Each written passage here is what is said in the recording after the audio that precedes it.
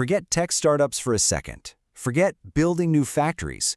What if I told you that one of the most powerful engines for economic growth was a goat? Seriously. Today, we're diving into this incredible goat farming manual from Uganda, and we're going to uncover a surprisingly detailed blueprint for building real wealth, one animal at a time. Okay, so here's our roadmap. We're going to start with the big picture, the economic impact. Then, we'll zoom right in on why goats are such a smart business bet to begin with. After that, we get into the really good stuff, the nitty-gritty of breeding and management, and then finally, we'll connect it all to the marketplace. Let's get into it. So, first up, why are we even talking about goats on a national level? I mean, really? Well, it turns out they are a much, much bigger deal than you might think. First, just look at the sheer size of the livestock sector. It's responsible for a massive 27% of the entire agricultural GDP. This is not some small, niche market we're talking about. Animals like goats are a cornerstone of the whole national economy.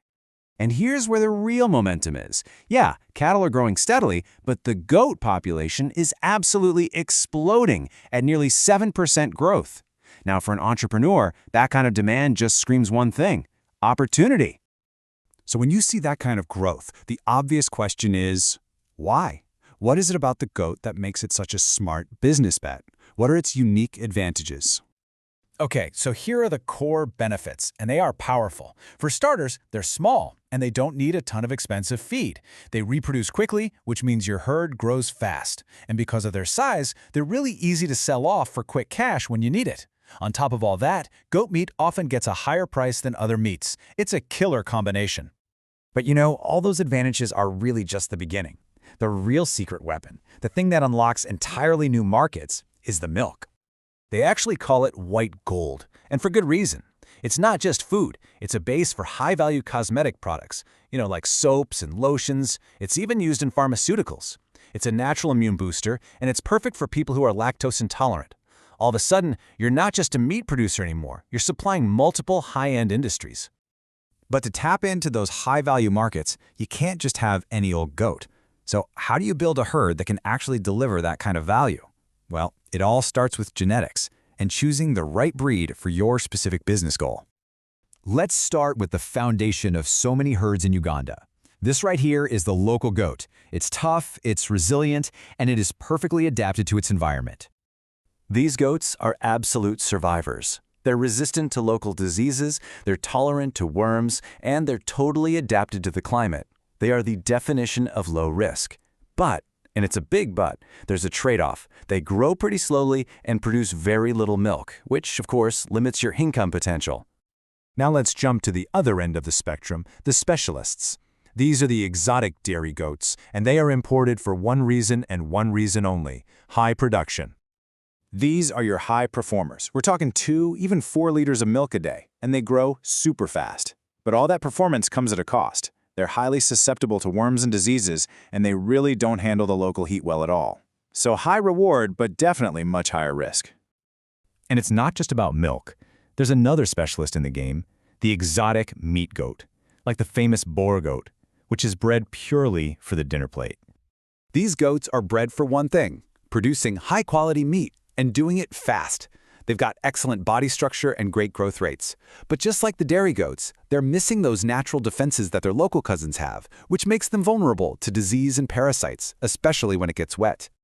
So you might be wondering, how do you get the best of both worlds, right?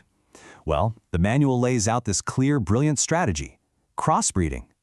You start by breeding a resilient local female with a high-performance exotic male. Their offspring, called the F1 generation, has 50% exotic genes. Then you take that F1 female and breed her again with another pure exotic male. By just repeating this simple process, you systematically build a herd that is both incredibly productive and really hardy. But listen, great genetics are just potential. That's all they are. Turning that potential into actual, real profit, that requires excellent day-to-day management. This is where the hard work really pays off. Success really boils down to 4 key pillars: strategic nutrition, proper housing, a proactive health plan, and, this one is critical, meticulous records for every single animal. And to really get why nutrition is so critical, look at this term: utero, undernutrition, stress. What this means is, If a pregnant goat is underfed, her kid is born with a permanently stunted growth potential. It doesn't matter how well you feed it later, it will never reach its genetic promise. That is a direct hit to your future profits, and it was decided before the animal was even born. And this quote from the manual is the golden rule that just ties it all together, especially for record keeping. You can't just expect your herd to be healthy and productive. You have to inspect them, track their data, and manage them based on facts. That's how you make smart business decisions. Okay, so you've bred a high-value herd. You've managed it perfectly. The final piece of the puzzle is turning all of that hard work into actual cash. Let's take a look at the market. The opportunities are incredibly diverse. I mean, you can sell to local traders, or you can supply larger companies like abattoirs. Governments and NGOs are huge buyers for their restocking programs. And then you have the massive high-demand export market in places like the Gulf states. There isn't just one path to profit. There are so many. But how does a small farmer get access to these big, lucrative markets? It's tough, right? It's almost impossible to do it alone. The manual's key insight here is collective marketing. By banding together, farmers can pool all their animals to fill huge contracts, they can enforce quality standards, and they can negotiate way better prices. They go from being price takers to being market shapers. And that really brings us to our final thought. This entire explainer used goats in Uganda as a case study, but the principle behind it is universal, and it leaves us with a really powerful question. What other local resources, maybe even in your own community, are being overlooked?